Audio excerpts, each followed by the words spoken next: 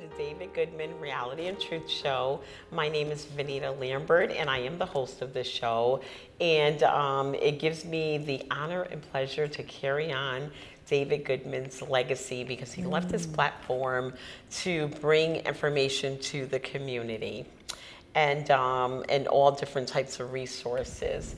And I am happy to have Dr. Sunji Phillips as my monthly co-host because she exemplifies exactly what David Goodman wanted this platform for, and it's to bring resources to the community. She is a business owner and she's an organizational psychologist, and her business, Bryson Associates, is a national business. And she's been primarily going up and down the East Coast, Yes. Georgia, North Carolina, New York, and now Connecticut has gotten wind of her, and she's starting all new programs here. So, Dr. Sunji, could you please just introduce yourself to the audience, tell them a little bit about you, and then we want to hear a lot about your business. Okay. So my name is Sunji Phillips, and I, as my co-host has said, I am an organizational psychologist, and I've worked for more than 20 years in the nonprofit field, mostly with individuals with developmental disabilities. And I've worked in pretty much in every area of developmental disabilities, from in clinics to group homes, day programs, you name it. I'll tell you what year I worked in there, between administrative positions and clinical positions. So, I've kind of ran the scope of what it is to help those with developmental disabilities. In more recent times, I've done a lot more work with children and youth in foster care.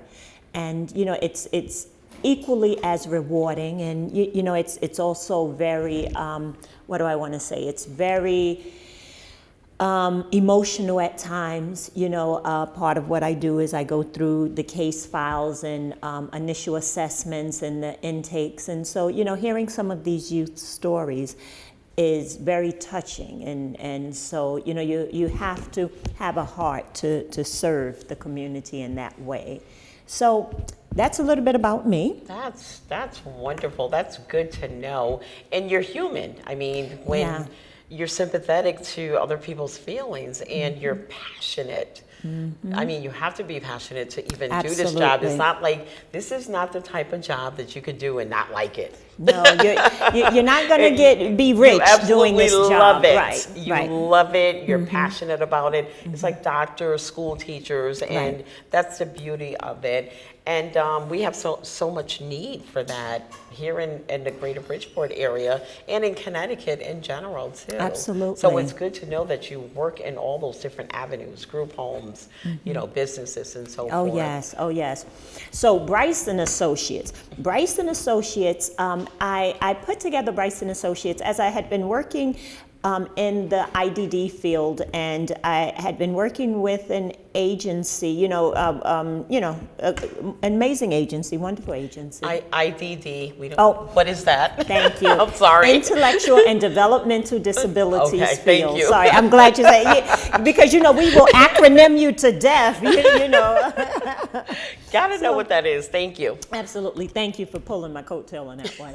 So I had been working with an agency, and as you go higher and higher and higher up the food chain, it pulls you more and more away from what you are passionate about doing. So I found myself, spending my days and nights, long nights in the office in the 7 o'clock hour, leaving the office sometimes as late as in the 10 o'clock hour, just working policies and procedures and, making sure that the organization runs well and our audits and surveys and accreditations and, like all of those things, making sure those happen. But the thing that I was most passionate about is the direct care work and making sure that we provide quality services for everyone in our group homes. And so it hit me one day, I'm doing 90% of what I have to do and 10% of what I love to do. What you want to do. Right. So I just decided to make the change to do 90% of what I love to do and 10% of what I have to do. And that's when I formed Bryson Associates.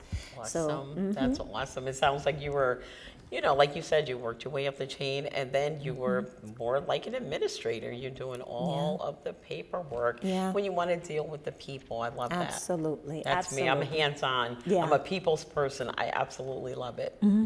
So we formed, so Bryson was formed in April of 2019, and and it's all training. It's training. It's training for clinical behavioral supports. It's training organizations. It's training executive leadership. It's training. We do strategic planning for organizations. We train workforce development. So it's really, the scope of it is training in various areas. And so in 2019, we were formed, April of 2019, and we were like, okay, it's going to take us about a year. You already know where I'm going. then we hit COVID. It's going to take about a year for us to get this learning management system up and all of our contents and trainings and everything together. And that's okay. We're going to survive over this next year, and we're going to have everything together. And in March of 2020, we are going to launch our training, learning management system, and our workforce development.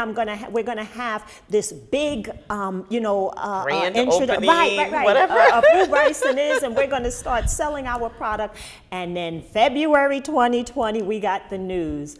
So so we spent the next year or so, 2 years, however long it's been since we've been impacted by COVID, managing behaviors and assisting with mostly behavior management within organizations, within homes, and things of that nature. And so now we're kind of back on the market. It's 2023. COVID is somewhat behind us, and we've been working closely with agencies. We've worked with an agency in Delaware to help to reset them after COVID. We work in Georgia with youth services, children in foster care. North Carolina, we're working with an agency providing supports, and again, that is a sort of a foster care type of group home setting, family living setting. Okay. And okay, I'm just trying to go up. So that's Georgia, that's North Carolina. Delaware is B2B, working in organizations, training staff. Okay, so instead of being general. So what we do a lot of is we work with organizations. We go in and we do workforce development training. So we come in and we will do 2, 3, in one case we do 4 trainings. So every Tuesday we go in and we do workforce development training in various areas of need. Some of it are the requirements, the state's requirements, the government requirements. We bring the staff in small groups and we train them. It's very interactive and very engaging. It's not just training, because a lot of people think when they hear training, you're sitting in a seminar all day long, and it's lecture. So it's not just lecture, it's hands-on training. Right, okay. no. Yeah, we have spent a year perfecting our craft in training. So no, we don't have a bunch of PowerPoints that we put on a board and then somebody stands in front of the PowerPoint and read it like this. No, absolutely not. It is totally fun. It's engaging. We've taken everything that people love today. Keep in mind, as an organizational psychologist myself, I am a researcher, and I've kind of implanted that into the minds of the clinical staff, because my staff are social workers and nurses and psychologists, behavior techs, BCBAs, so these are the people that I work with on my team. And so we have combined the research part of what do people like, what pulls people attention. One of the things are the game shows, this reality TV. These are all the things that, we spend hours on YouTube looking at. So how can we bring that to life in training people? Because any one of us will go on YouTube and we'll look at a video, and by the time it's over, we're telling people, oh yeah, that this and this and that, because we've pulled all that information from that video. Real life incidents, situations Absolutely. that happen to everyday people that the people you're training can relate to. Absolutely. And that's what it takes. So we spent, during that year time, we spent Wow. Nice. hours and hours just looking at videos and researching what helps people to learn, what techniques, and so we have totally perfected our craft and training. It's a very unique way. It's not your traditional way of learning. And everyone outside, our reviews from the staff are just amazing. In some cases, we've had staff that have said, I've taken the same course year after year. I've been in the field 12 years, I've taken it, and I've never had the understanding into it as I do now. That's what it takes. Yeah. That's exactly what it takes. It's the way that you're training. And I'll just sidebar for a minute. Absolutely. I took a real estate class, and I actually failed a real estate class, Okay. to get my certificate. I was like, my goodness, because I couldn't, I don't know, I just failed the class. It was boring. I couldn't remember it. Then I said, I'm going to take it again. The way the second instructor taught us, he taught us in stories. And he made me fall in love with stories all over again. And I passed with flying colors. Absolutely. It's it's all about the training. So I love that it's unique. Yes. And it's obviously working because it's a national company. Yes, we have been expanding by leaps and bounds where we work with multiple government agencies, Connecticut DDS, New York City Administration for Children's, the Office for People with Developmental Disabilities, Georgia Youth and Youth Services for Children. So we're working with a multitude of organizations now. And what is the difference? It's the fact that we took the time to learn and to study our craft so that we didn't come out as yet just another agency that is, like I said, has a PowerPoint and somebody's telling you what's on the PowerPoint. No, when our learners, we don't feel that we've trained unless someone has been trained. Exactly. And that's really our goal. That's important. That's key. That you don't feel that you have trained someone until they have learned what you're training. Because there's, people learn on all different levels. Absolutely. You can sit in a classroom and teach something, and everybody may not get it. So what you're saying, the ones that didn't get it, you don't feel that you've trained them until they've gotten it. Absolutely. That's awesome. Absolutely. We take it personally. Oh, yeah. If someone has not been trained, and I want to say that we pay close attention to things such as, when you're doing trainings, a lot of times they have breakout groups. And so the instructor will say, okay, we're going to break out into groups. You have those of us that are like, That's me. yeah, I hate breakout groups. I really do. But some people, some of my team, they're like, oh no, I love breakout groups because I excel in breakout groups. When it's, and so we took that in as part of the research that we did on how we're going to do the training. We took that in, that everybody doesn't like breakout groups, and some people will shut down when you go into a breakout group. So let's give the people a choice. Now is the opportunity to work in breakout groups or to work independently. And you'll be surprised. There are several that will say, I'd rather work independently. And it's fine, because when we all come back together again, then we identify how we're going to disseminate the information to everybody. And no, we don't make anybody get up there and present unless, without a story. Everybody presents in a story, because that's how each person remembers information, through the stories. Exactly. When you go on YouTube, you hear the story about this woman's life. You hear the story about, and we remember it. We can repeat it and we remember it. So let's do some training with stories. So these are some of the techniques that we use to do trainings, and they have been successful. And we have gotten pretty good ratings and reviews from the people that we work with. So that's amazing right there. I'm really proud of that part. Awesome. Can I ask you a question? Where did Sure. the name Bryson Associates come from? Whose name is Bryson? So I'm just curious. I won't tell you all of it online. Okay, so Some you don't of it I'll have tell to. you offline. But if no, it's no, personal, no, I no. understand. So my daughter is Bria, Bria. Okay. Son is Sonji, Okay. and we pronounce it Bryson. My son's name is Bryson. Oh, Wow, that's beautiful. There's always a story behind the name of anything, like a store or a business or whatever. And I was just curious about that. And so also, you have your webinars online Oh, yes. on Mondays and Wednesdays, and one is bilingual. Yes. Was that something that you guys came up with because of COVID and you couldn't reach out to people, so you... So the story, so the story behind the webinars is we work with ACS in New York City, and we provide training, Okay, parent coaching, excuse me, Oh. ACS? administration. She's going to keep me on point, okay? Well, I don't know what it is. I figured it's one of those you're right. government agencies. Yeah. No, you're right. Administration for Children's Services In New York. In New York. Okay. Yes, we work with the Administration for Children's Services, the Developmental Disabilities Unit. And in that unit, we provide training for parents that have developmental disabilities. And so this is an amazing, amazing program because we provide 4 areas of support for grown people that have developmental disabilities. You know, the thing about it is ACS recognized that people that have developmental disabilities want families also. They want families, they want a husband, they want a wife, they want that whole dream.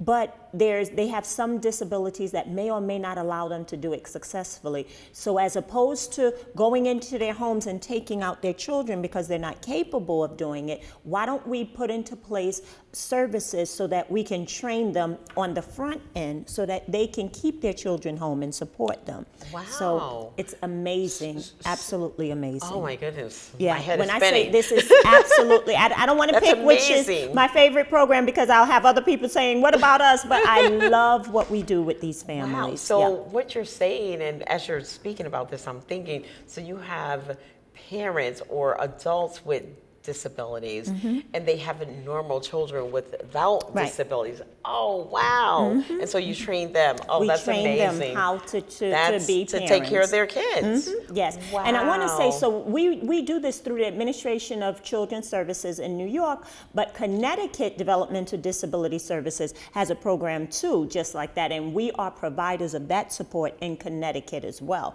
It's not the exact same service, but they're similar. And so if you know of anyone in New York or in Connecticut who has a disability and they have children and they can use some support, please look us up, give us a call, BrysonAssociates.com, let us know, because we come in and we provide one-to-one coaching in the homes, and the coaches, you know, it may be in areas of providing healthy meals. So I want to say this because at one point I do behavior supports. So I went into a home one day and the mom, it was breakfast time and she was giving her kid, I think he had like potato chips and a chocolate cake and a Pepsi soda.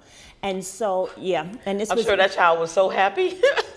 This was in the morning, and I said to her, being sensitive, but I said, that's not really healthy. That's probably not something that he should have in the morning. And she said, why not? He was hungry, and he's thirsty. And I said, but it has a lot of sugar in it, the cake, the soda. And she said, well, I mean, what else should I give him? And then opened up the discussion There you of go. oatmeal and eggs Cereal and eggs and everything. And she was very welcoming to it, so sometimes they just don't know. And so, one of the things that I helped her through is to prepare nutritious meals. So that may be something that we find some of our parents need. They just need help in preparing nutritious meals. They need help in understanding the importance of vegetables and fruit throughout the day. And so the coaches will come in and they'll help to show them how to prepare simple meals, what constitutes vegetables and fruit. And, because we say it so often, and if I ask you about a fruit, you're going to be, oh, da, da, da, da, da, da. If I ask you about a vegetable, you're going to be able to quote them off. But sometimes people with disabilities disabilities They don't don't know. the difference between a fruit, a vegetable, and a piece of cake, and the differences and the impact they have on the body. So these are things, and and then the coaches will come in and they'll give visuals of what fruits are, what items are fruits and what are vegetables, and how many you should have in each meal, and and they just kind of walk them through it and help them and show them how to prepare simple meals on the stove, and not packaged foods or processed foods, microwavable things. So this is a part of the one-to-one coaching, and then we provide service coordination. So, and I'm talking about in New York. And so the service coordination piece is there may be supports that the family need. Maybe mom is not feeling well. Maybe she has some medical diagnosis. So now we may want to link them up with a health home. Or maybe the child has some developmental or behavioral concerns, and we may want to link them up with developmental disabilities unit. So we also have a service coordination piece, and that service coordination piece also helps us to find them. Like New York has an amazing pamper program for parents who need Pampers for their kids. So these are the resources that we use that exist that we can link the families up with, whatever sort resources they need, if they need supplemental incomes and things like that. So that's service coordination, one-to-one coaching, and then we do weekly trainings. So we come together once a week in any one of the 5 boroughs, and we provide one-on-one training. And that's so important, because the real importance to that is that we are creating relationships. A lot of times people with developmental disabilities work in silos, and they're isolated from the community. They're not like us, where we're going to meet parents and come out and have dinner at each other's house. It doesn't always work that way for them. And so in many cases, they're isolated. So when we do the group sessions, the group trainings, they get to come out and they get to engage with families and workers, so that their whole circle is not people that are paid to be in their presence, but they get to meet another mom who is like them. And when I say that's like them, that may have a disability similar to theirs, that has a child that may be about their age, they can set up play dates. And then now their children have, a social community, they have a social outlet, and so that's one of the main reasons why we do that. And, we always make sure it's a nice social setting. Again, taking what we've learned from that year of study before we launched, and then what we've learned through COVID, the time that we had to continue to learn. We have food, we have meals there, we have music, we have everything that makes that a nice social setting. And the 4th entity that it's an intake. So it's a part of the intake. So yeah, it's pretty much those 3: service coordination, the group training, and the one-to-one coaching. That's in New York. And Connecticut is similar to it. Similar, but not the same. Yeah. I could sense all the passion. I hope you guys can too. And I'm just sitting here taking it all in. And everything that you're saying makes so much sense now that you have explained it to us, because you're talking about training people for things that we take for granted. We assume you're gonna have eggs for breakfast and oatmeal for breakfast, and then a sandwich for lunch, and maybe a soda. You treat your kids on a weekend, depending on their age, they might have a soda. So I never even thought about things like that. And then putting the group, I could see the importance of just, the commonality of being around people that are just like you, and not feeling, because you know what, people are discriminate, people are mean, and a lot of people are just mean to people with disabilities. They make fun of them, so it makes them feel more withdrawn. So it's good that when they're around people like themselves and their kids and everything, and they can relate and relax and build relationships. Right. That is so important. I never even thought about it, never. Right. And I had a 3-year-old nephew. He had Down syndrome, and they said he wouldn't make it past, I don't know, his infant stage, and he lived till he was 3. So we never got the full training or living or just experience of being around someone with disabilities. So if you're a family out there, or, a company, or just, just share this information, because we're going to be on YouTube. You can just share this information with your job, with DSS or whatever government, or wherever your children are going to school. How else can you share this information? Because I guess they have a special, kids with disabilities go to special classrooms, share it with their teachers. Right. So teachers know, and so like doctors' offices, clinics, schools. Yeah. Right. Just so that we all come full circle with everybody, everybody that's in that person's life, whether it's a child or adult, share it with the teachers, because they may see something about them that we don't. Maybe, and they're doctors, and just everybody in their whole circle. I think. And I want to say, just because you brought that up, so number one, I want to jump in and say that it's very important, the group setting and bringing them together, but we also want to provide for them an inclusive environment, which means that they're not only dealing with people that have developmental disabilities, but they're able to socialize and deal with people that are, what we would normally call typical people, or persons without disability. So we kind of foster that as well. And then it's very important to get your child diagnosed. If you feel something may be wrong, early intervention is key in supporting and helping a child with disabilities. And isn't there a number you could dial? Like, is it 611 or 411? 211. It's 211? 211, I think that's the number. If not, you can always look it up. Listen, this show, we have about 30 seconds left. She was so passionate, and it was such a great show. It went by so fast, but we'll do it again next month. Okay, because I still didn't tell you everything. Oh, no, we can't do everything in 28 minutes. You'll have to come back next month. We want to thank you so much, and I'll see you next month. And this is the David Goodman Reality and Truth Show, and we're on your side.